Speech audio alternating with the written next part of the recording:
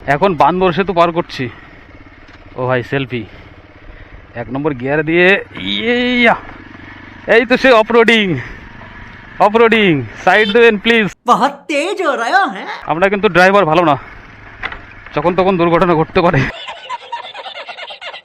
তবে সিকিমের থেকে অফরোডিং নয়, এটা হচ্ছে সাধারণ কোনো ব্যাপার না। এখান থেকে পড়লে মরবো না, তার কারণ হচ্ছে জল।